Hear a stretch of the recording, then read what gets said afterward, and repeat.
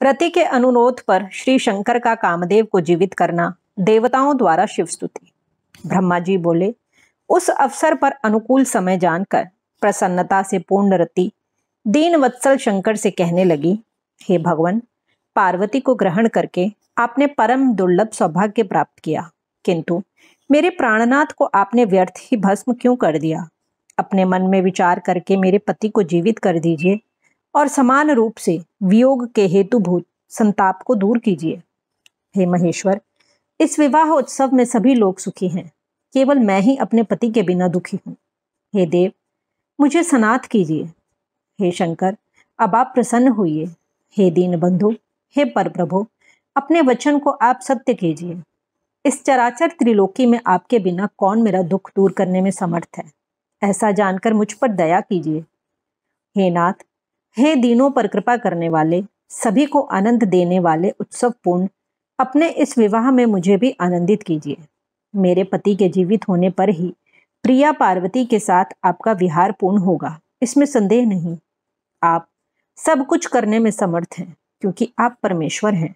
हे सर्वेश, बहुत क्या कहूँ, आप मेरे पति को शीघ्र जीवित कीजिए।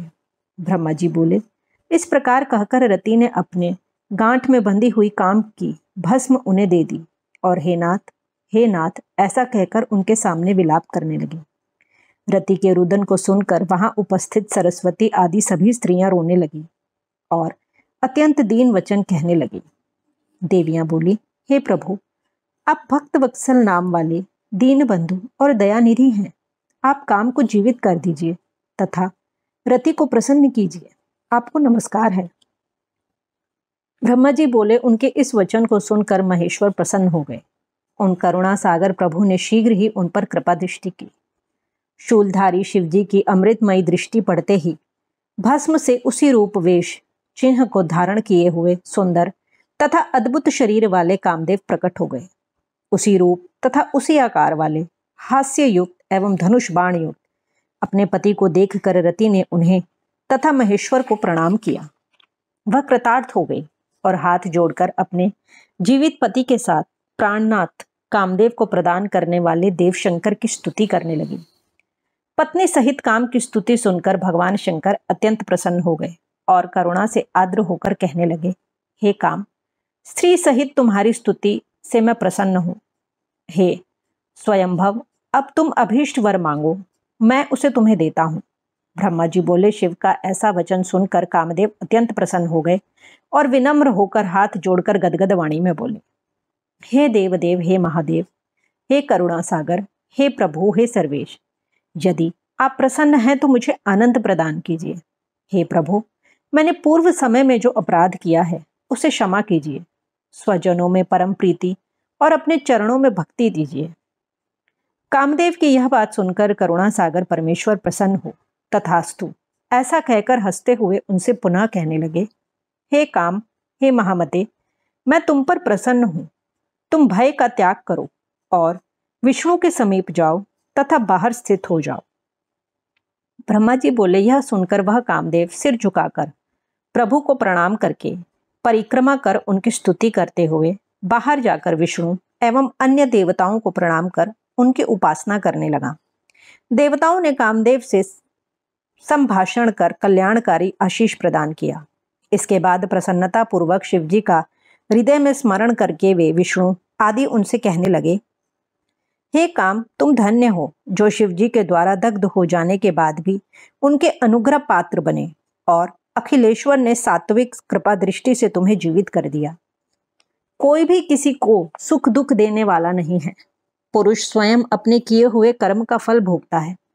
समय के आने पर रक्षा, विवाह तथा जन्म होता है, उसे कौन रोक सकता है? ब्रह्मा जी बोले, ऐसा कहकर उनका सत्कार करके सफल मनोरथ वाले वे सभी विष्णु आदि देवगण सुखपूर्वक वहीं स्थित हो गए। कामदेव ने भी प्रमुदित होकर शिवजी की आज्ञा से वहीं निवास किया। उस समय जय शब्द, नमः शब्द और साधु शब्द होने लगा। उसके बाद शिवजी ने अपने निवास गृह में पार्वती को बाईं ओर बिठाकर उन्हें मिष्ठान का भोजन कराया और उन्होंने भी परम प्रसन्न होकर उन शिवजी को भोजन कराया।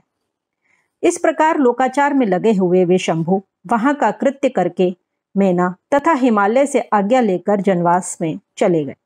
हे मुने, उस समय महोत्सव होने लगा, वेद ध्वनि होने लगी तथा लोग चारों ओर चारों प्रकार के बाजे बजाने लगे। शिवजी ने अपने स्थान पर आकर मुनियों को, मुझे तथा विष्णु को प्रणाम किया। देवता आदि ने लोकाचार के कारण उनको भी प्रणाम किया। उस समय जय शब्द और नमः शब्द का उच्चारण होने लगा और सभी प्रकार के विघ्नों को दूर करने वाली मंगलदायिनी वेद ध्वनि होने लगी। विष्णु, मैं, इंद्र, सभी देवगण, ऋषि, सिद्ध, उपदेव एवं नाग अलग अलग शिवजी की स्तुति करने लगे। देवता बोले, हे शंकर, हे सर्वाधार, आपकी जय हो।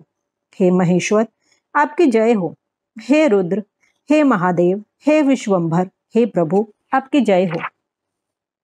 हे कालीपते, हे स्वामिन, हे आनंद प्रवर्धक, आपकी जय हो।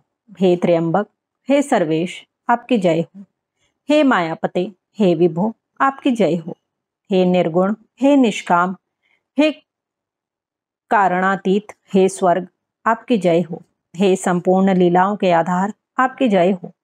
हे अवतार धारण करने वाले, आपको नमस्कार है। अपने भक्तों की कामना को पूर्ण करने वाले, हे ईश, हे करुणा सागर, आपकी जय हो। हे आनंदमय, हे सुंदर रूप वाले, आपकी जय हो। हे माया से सगुण रूप धारण करने वाले, आपकी जय हो। हे उग्र, हे मृड, हे सर्वात्म, हे दीनबंधु, हे दयानिधे, आपकी जय हो। हे अविकार, हे मायेश, हे वाणी तथा मन से अतीत स्वरूप वाले, आपकी जय हो। ब्रह्मा जी बोले, हे नारद, इस प्रकार गिरिजापति महेश्वर प्रभु की स्तुति कर वे विष्णु आदि देवगण परम प्रीति से शिवजी की यथोचित सेवा करने लगे।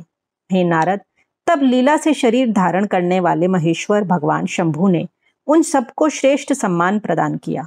हे तात, इसके बाद वे विष्णु आदि सभी लोग महेश्वर की आज्ञा प्राप्त करके अत्यंत हर्षित, प्रसन्न मुख तथा सम्मानित होकर अपने अपने स्थान को चले गए। इस प्रकार श्री शिव महापुराण के अंतर्गत द्वितीय रुद्र संहिता के तृतीय पार्वती खंड में काम संजीवन वर्णन नामक 91वां अध्याय पूर्ण हुआ।